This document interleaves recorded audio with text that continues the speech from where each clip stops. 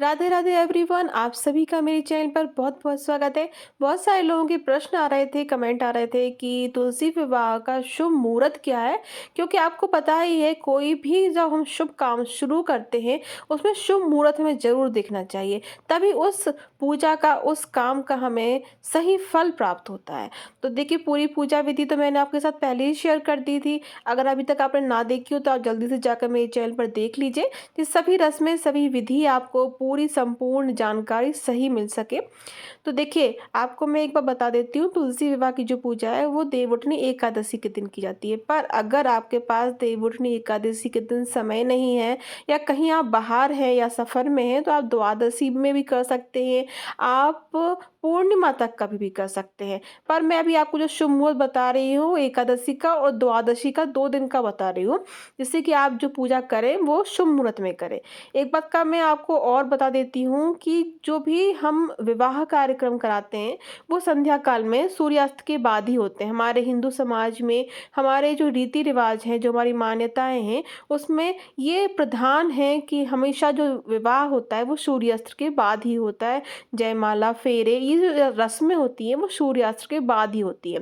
पर अगर आपके पास शाम के समय टाइम नहीं है, या आप कहीं बाहर जा रहे हैं उस समय, या आपका उसमें ट्रेन का कोई सफ़र है, या कुछ भी ऐसी प्रॉब्लम है कि आप उस दिन शाम को बिज़ी हैं, तो देखिए, ना करने से अच्छा होता है करना। इसीलिए आप दिन में भी ये पूजा कर सकते हैं, अगर आपके पास शाम के समय नहीं है। तो अगर ये देखिए, समय ना होने पर आपको ये बात मैंने अब बताई है कि दिन में कर सकते हैं। लेकिन अगर समय है और आप व्यवस्थित तरीके से, आप व्यवस्थित तरीके से सही जो है रीति रिवाज से अगर आप पूजा करना चाहते हैं, तो आप सायंकाल में, शाम के समय ही विवाह जो कार्यक्रम होते हैं वो किए जाते हैं।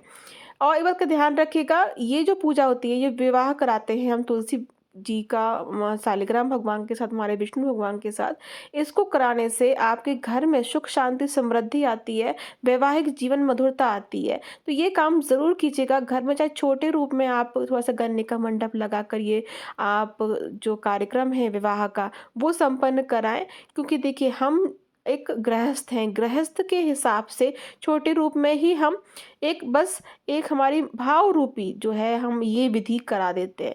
पर बहुत ही विधि विधान से जो लोग ये व्रत कराते हैं, ये जो विवाह कराते हैं, तो उस दिन व्रत जरूर रखा जाता है। ऐसा इसमें ये अनिवार्यता नहीं है कि व्रत रखना ही है सभी को।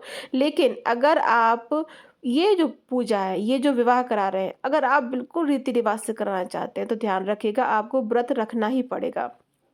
तुलसी विवाह का जो शुभ मुहूर्त है वो 6:50 से 8:15 का है। ये देवउठनी एकादशी के दिन का है। आपको ध्यान रखना पड़ेगा, इसी में ही आपको अपने विवाह की जो रस्में हैं, पूजा है, आरती है, फेरे हैं, सभी आपको करा लेना है।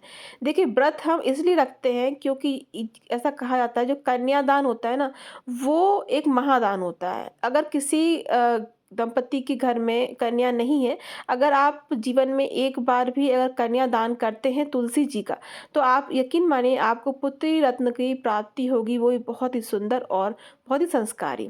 तो देखिए, द्वादशी के दिन अगर आप तुलसी विवाह कराते हैं, तो 5:50 से 7:49 तक आपको ये शुभ मुहूर्त है। इसमें ही आपको विवाह की जो रस्म है, विधि है, वो करानी होगी। आपको इस तरीके से दोनों मैंने डेट बता दी है, आई होप आपको समझ में आ गई होगी।